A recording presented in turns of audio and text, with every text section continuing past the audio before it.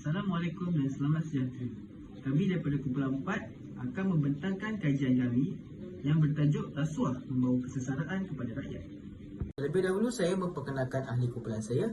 Kumpulan saya terdiri daripada 7 orang, iaitu saya sendiri Hasnur Nazmi Hasbullah, Nur Natasa binti Samsul, Nur Ashifa binti Hairi, Raihana Akila binti Hamidi, Muhammad Zunun Al-Misri bin Muhammad Yusof, Amanda Safwa binti Muhammad Safuri, dan akhir sekali Akila Farhana binti Muhammad Abdul Razak. Jadi saya akan mulakan dengan bab 1, iaitu pengenalan. Bab pengenalan ini membincangkan tentang latar belakang kajian. Ia sedikit sebanyak dapat memberi gambaran mengenai keseluruhan penyelidikan yang dibuat oleh pengkaji. Dalam bab pengenalan ini termasuk pernyataan masalah, persoalan kajian, objektif kajian dan kepentingan kajian. Tajuk kajian ini adalah Rasuah Memberikan Kesengsaraan kepada Rakyat. Pemilihan tajuk kajian ini dibuat kerana ia berkait rapat dengan isu semasa sekarang, iaitu berlakunya kes rasuah dalam politik di Malaysia. Kajian ini dilakukan bagi mengenal pasti tahap kesedaran masyarakat terhadap rasuah dalam berpolitik. Selain itu, kajian ini juga dilakukan bagi mengkaji faktor-faktor rasuah dalam campur tangan politik serta mengenal pasti langkah untuk mengatasi kes rasuah dalam pilihan raya. Apa yang boleh kita lihat hari ini adalah rasuah dan politik saling berpisah tiada, seakan menjadi satu kegiatan yang boleh dibanggakan oleh semua ahli politik.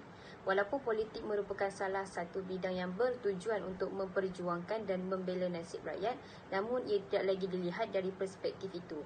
Kini, politik dilihat sebagai satu medan yang boleh mendatangkan keuntungan kepada diri mereka sahaja. Rasuah dianggap satu kesalahan jenayah bukan sahaja di Malaysia, malah di seluruh pelosok dunia. Jadi, dalam kajian ini, para pengkaji telah memfokuskan kepada rasuah dalam politik yang melibatkan ahli politik di Malaysia. Seterusnya ialah pernyataan masalah. Umum mengetahui bahawa rasuah dalam politik merupakan satu isu yang tidak pernah berkesudahan di setiap negara. Kes rasuah ini malah memberikan impak yang amat besar kepada masyarakat serta negara itu tersendiri. Sebagai contoh, berdasarkan skor indeks persepsi rasuah CPI Malaysia yang telah dijalankan oleh Transparency International TI, dapat kita lihat bahawa skor CPI semakin menurun, iaitu 53% pada tahun 2019, 51% pada tahun 2020 dan 48% pada tahun 2021. Oleh itu, data ini jelas menunjukkan bahawa negara Malaysia sering mengamalkan rasuah dalam politik mahupun hal-hal lain. Oleh kerana, menurut Presiden TIM Dr. Mohamed Mohan, beliau berpendapat bahawa Malaysia telah meraih tempat ke-62 dalam CPI pada tahun 2021. Seterusnya ialah persoalan kajian. Berdasarkan pernyataan masalah tersebut, kajian ini cuba untuk meleraikan beberapa persoalan, iaitu yang pertama, adakah masyarakat sedar terhadap kes rasuah dalam politik di Malaysia? Yang kedua, apakah faktor-faktor rasuah dalam campur tangan politik sehingga menyebabkan kesengsaraan kepada masyarakat? Dan yang terakhir, apakah cara yang paling efektif untuk mengatasi kes rasuah dalam pilihan raya umum? Seterusnya ialah objektif kajian. Terdapat 3 objektif kajian yang telah dikemukakan dalam kajian ini. Yang pertama ialah mengenal pasti tahap kesedaran masyarakat terhadap rasuah dalam politik. Yang kedua, mengkaji faktor-faktor rasuah dalam campur tangan politik sehingga menyebabkan kesengsaraan kepada masyarakat. Dan yang ketiga, mengenal pasti cara untuk mengatasi kes rasuah dalam pilihan raya. Seterusnya kita beralih kepada kepentingan kajian. Kajian ini diharapkan dapat membuka mata masyarakat betapa kejinya gejala rasuah. Asasnya, rasuah boleh berlaku dalam apa jua keadaan sekalipun selagi mana terdapat pihak yang menawarkan rasuah dan menerima rasuah. Tidak disangka lagi demi meraih kemenangan dan mengambil tempat di parlimen, mereka sanggup melakukan perkara yang jijik ini. Gejala rasuah sudah menjadi kebiasaan bukan sahaja di Malaysia, malah di serata dunia. Rasuah dalam politik ini akan melumpuhkan sesebuah organisasi apabila wujudnya seseorang yang tidak berintegriti. Malah kesannya juga akan berkait rapat dengan permasalahan dalam pentadbiran ekonomi yang akan menjurus kepada kemerosotan ekonomi dan pengabaian terhadap kepentingan masyarakat. Melalui kajian ini, sedikit sebanyak dapat mengenal pasti tahap kesedaran masyarakat terhadap rasuah dalam berpolitik, mengkaji faktor-faktor rasuah dalam campur tangan politik sehingga menyebabkan kesengsaraan kepada rakyat, dan mengenal pasti langkah untuk mengatasi kes rasuah dalam pilihan raya umum. Metodologi kajian adalah kaedah atau teknik bagi mengumpul dan menganalisis data untuk mendapatkan bukti bagi menyokong penyelidikan yang dijalankan. Untuk reka bentuk kajian ini menggunakan kaedah tinjauan. Pengkaji menggunakan satu kaedah bagi mengumpul maklumat iaitu dengan menggunakan platform masa seperti Google Form untuk memudahkan pengkaji mendapatkan maklumat yang berkaitan dengan lebih lanjut. Untuk prosedur kajian, yang pertama, perbincangan pemilihan tajuk yang bersesuaian telah dijalankan bagi kumpulan 4 untuk tugasan berkumpulan kenegaraan dan pembangunan mutakhir Malaysia. Yang kedua, kami menyediakan proposal akhir kajian dan soalan bagi soal selidik yang menggunakan platform Google Form. Yang ketiga, mendapatkan kelulusan daripada pensyarah mengenai proposal dan pandangan berkaitan soalan yang ingin diberikan kepada responden. Yang keempat, mengedarkan soal selidik kepada responden melalui aplikasi seperti WhatsApp dan Telegram. Yang kelima, mengumpul dan menganalisis data-data yang telah diperoleh daripada responden. Kaedah pengumpulan data sumber sekunder. Kajian ini menggunakan laman sesawang bagi mendapatkan pelbagai maklumat yang berkait. Cara ini membolehkan pengkaji mendapatkan maklumat terkini dan juga pengumpulan maklumat yang lebih luas bagi melengkapi kajian. Instrumentasi kajian. Soal selidik yang dijalankan melibatkan sesi soal jawab dalam bentuk borang menggunakan Google Form antara pengkaji dan responden. Peringkat skala Likert yang digunakan ialah sangat setuju, setuju, tidak pasti, tidak setuju dan sangat tidak setuju. Assalamualaikum, nama saya Nur Natasha binti Syamsul. Pada bahagian ini saya akan menerangkan berkenaan dengan analisis demografi responden. Bagi analisis demografi responden, kami menggunakan 4 komponen iaitu agama, bangsa, umur dan tahun pengajian. Bagi agama Islam, kita dapat melihat daripada carta bahawa sebanyak 80.6% responden adalah beragama Islam ataupun seramai 25 orang. Manakala bagi responden yang beragama Hindu adalah sebanyak 3.2% iaitu seramai 2 orang. Bagi responden yang beragama Buddha pula seramai 6.5% iaitu 2 orang. Seterusnya, bagi responden beragama Kristian sebanyak 9.7% iaitu seramai 3 orang. Bagi bangsa pula, kami memberikan pilihan jawapan sebanyak 4 iaitu bangsa Melayu, bangsa Cina, bangsa India dan pilihan lain-lain. Seramai 23 orang responden berbangsa Melayu ataupun sebanyak 74.2%. Seterusnya, bagi responden berbangsa Cina adalah sebanyak 3.2% iaitu seramai 1 orang. Bagi responden yang berbangsa India seramai 2 orang responden iaitu 6.5%. Seterusnya, bagi responden yang berbangsa lain-lain adalah seramai 5 orang iaitu 16.1%. Bagi responden yang berbangsa lain-lain meliputi Bumiputera, Sabah dan Sarawak. Bagi komponen umur pula sebanyak 19.3% ataupun 6 orang responden adalah berusia antara 19 hingga 20 tahun, manakala bagi responden yang berumur 21 hingga 22 tahun pula adalah seramai 20 orang ataupun 64.6%. Seterusnya, bagi responden yang berumur 23 hingga 24 tahun adalah seramai 4 orang iaitu 12.9%. Manakala bagi responden yang berumur 25 hingga 66 tahun hanyalah sebanyak 3.2% iaitu seramai 1 orang sahaja. Bagi tahun pengajian yang ada adalah tahun 1, tahun 2, tahun 3 dan tahun 4. Daripada carta pie kita dapat melihat bahawa responden yang tahun pengajian adalah tahun kedua, yang paling ramai menjawab borang soal selidik ini iaitu seramai 61.3%, iaitu bersamaan dengan 19 orang. Bagi responden tahun pertama adalah sebanyak 16.1%, iaitu seramai 5 orang. Manakala bagi tahun 3 pula sebanyak 16.1%, iaitu seramai 5 orang juga. Manakala bagi tahun 4 adalah seramai 2 orang, iaitu 66.5%. Sekarang kita beralih kepada persoalan yang pertama, iaitu mengenal pasti tahap kesedaran masyarakat terhadap rasuah dalam berpolitik. Soalan yang pertama adalah responden dapat memahami maksud rasuah dengan jelas. Daripada carta pie kita dapat melihat bahawa seramai 17 orang responden memilih sangat setuju dengan pernyataan tersebut, iaitu sebanyak 54.8%, manakala bagi responden yang bersetuju hanyalah 9 orang responden, iaitu 29%. Bagi responden yang tidak pasti adalah seramai 3 orang responden, iaitu 9.7%, manakala bagi responden yang tidak bersetuju pula adalah seramai 2 orang responden, iaitu 6.5%.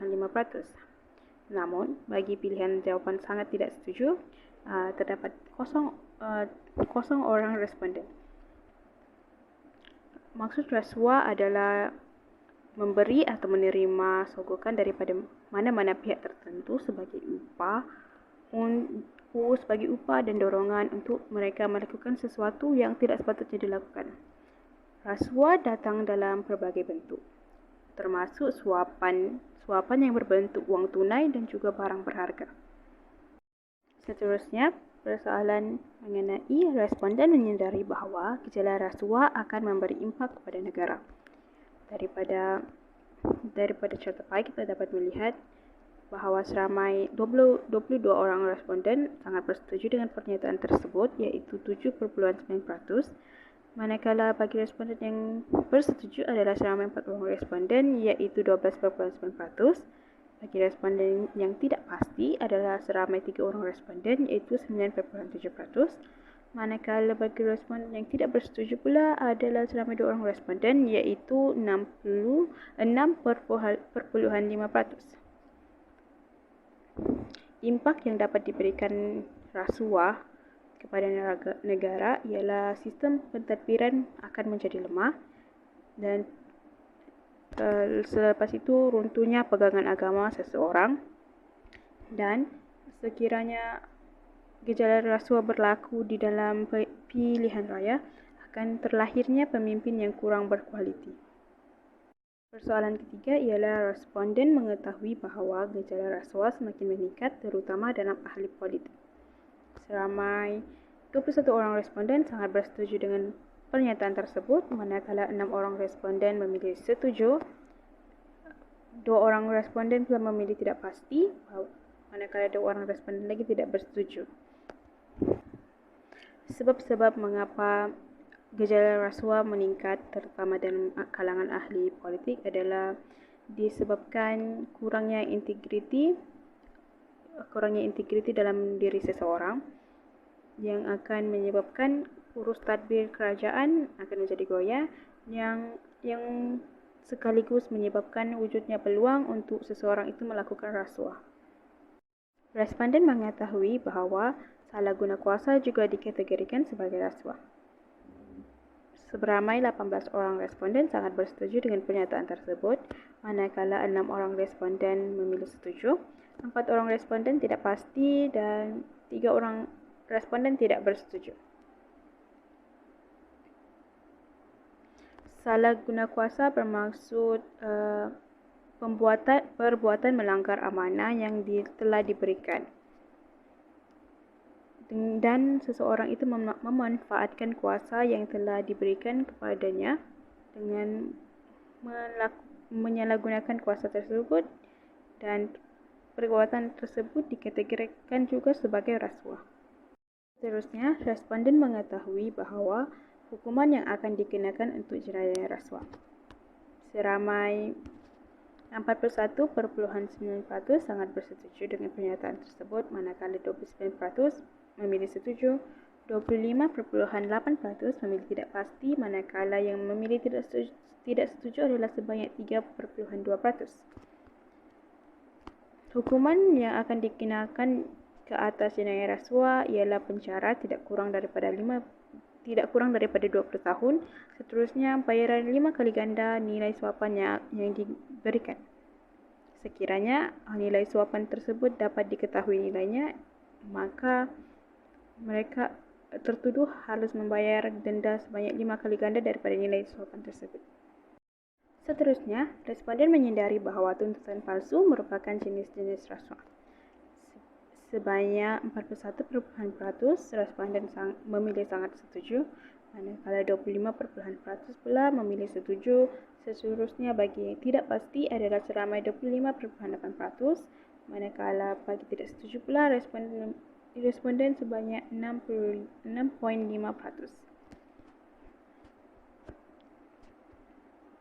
Tuntutan palsu merupakan satu jenis penipuan. Contohnya membuat invoice pembelian barang secara palsu untuk mendapatkan wang, tetapi barang yang digunakan dalam urus niaga tersebut tidak wujud sama sekali. Seterusnya, pemalsuan dokumen. Dokumen palsu, pegawai yang melakukan pemalsuan dokumen tersebut akan dikenakan tindakan tata tertib. Seterusnya, tuntutan palsu juga bermaksud seseorang itu mempunyai niat untuk memperdaya mana-mana pihak tertentu. Assalamualaikum kepada Prof. Khairunisa dan rakan-rakan. Saya Amanda Safwa binti Muhammad Safuri akan membentangkan dapatan kajian dan huraian yang seterusnya, iaitu mengkaji faktor-faktor rasuah dalam campur tangan politik sehingga menyebabkan kesengsaraan kepada masyarakat. Faktor rasuah dalam campur tangan politik yang pertama adalah disebabkan penyalahgunaan kuasa. Raja di sebelah menunjukkan bahawa pelajar yang sangat setuju merupakan 77% bersamaan 24 responden. Dan pelajar yang setuju sebanyak 13% bersamaan 4 orang responden. Hal ini menunjukkan bahawa faktor penyalahgunaan kuasa merupakan salah satu sebab berlakunya rasuah kerana kebiasaannya hal ini akan terjadi semasa pilihan raya hanya kerana mereka ingin menagih undian daripada masyarakat serta kepentingan peribadi. Seterusnya, pelajar yang tidak pasti adalah sebanyak 3%, iaitu seramai 1 orang responden sahaja, dan bagi tidak setuju mencatatkan bacaan sebanyak 7%, iaitu seramai 3 orang responden. Akhir sekali, bagi sangat tidak setuju adalah kosong responden, iaitu sebanyak 0%. Faktor rasuah dalam campur tangan politik yang seterusnya adalah disebabkan sifat ahli politik yang tidak berintegriti. Berdasarkan catapan di atas, bagi sangat setuju telah mencatatkan bacaan tertinggi 68%, iaitu seramai 20 orang, manakala bagi yang setuju mencatatkan 19%, iaitu seramai 7 responden. Ini menunjukkan ramai yang sangat bersetuju ahli politik yang semakin hari semakin menipis nilai integriti yang ada dalam diri mereka yang sebenarnya akan merugikan sebuah negara.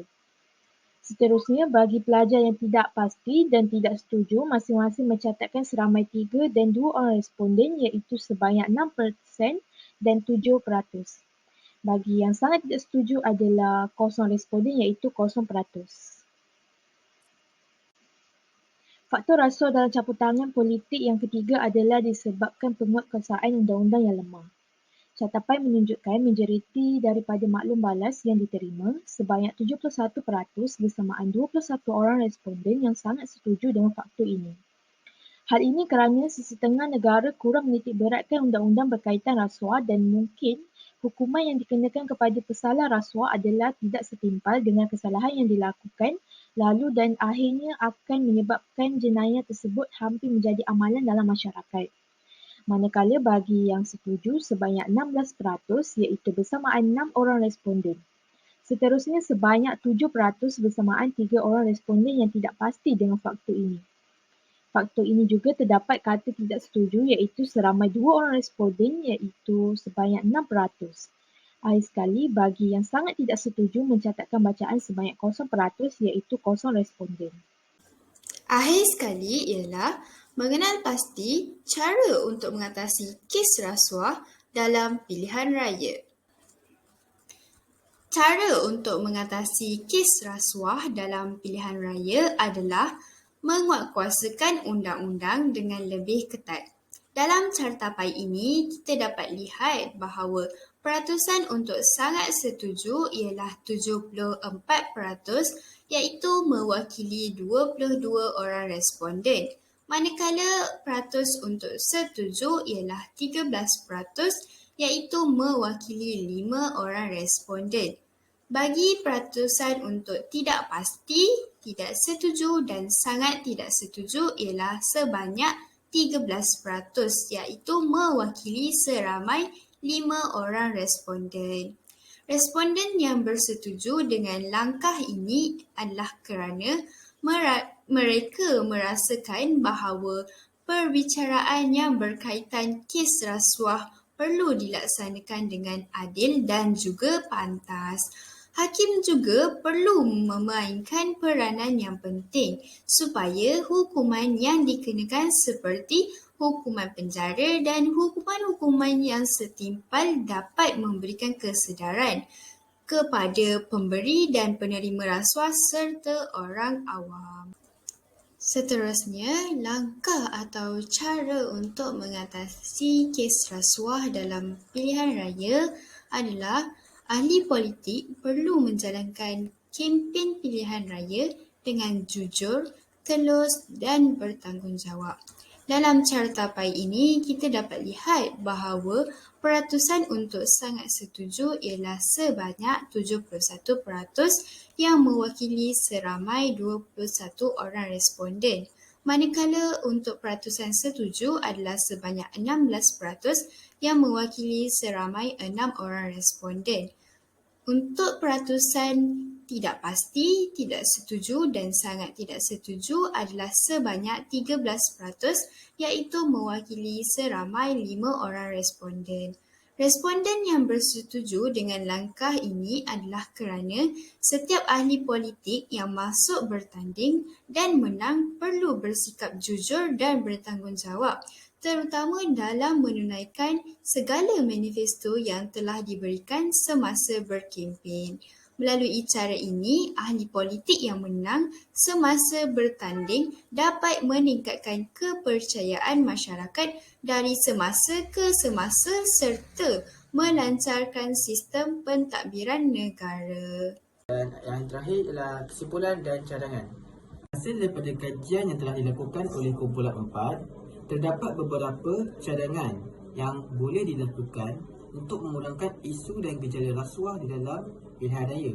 Yang pertama adalah mengenakan hukuman yang berat terhadap penerima dan pemberi rasuah. Yang kedua, ahli-ahli politik juga harus serius di dalam pengisytiharan harta mereka supaya rakyat tidak mengesyaki terdapat isu rasuah. Dan yang terakhir sekali adalah pihak media haruslah sentiasa bersifat agresif supaya tiada isu-isu berkaitan ahli politik timbul. Kesimpulan yang dapat kita peroleh adalah diharapkan hasil kajian ini akan memberi manfaat kepada sesiapa yang terlibat dalam pembelajaran dan penyelidikan. Semua pihak perlu memainkan peranan masing-masing bagi memastikan isu rasuah tidak merebak dan berluasa ke seluruh Malaysia. Itu sahaja pembentangan daripada kami kumpulan 4. Sekian, terima kasih.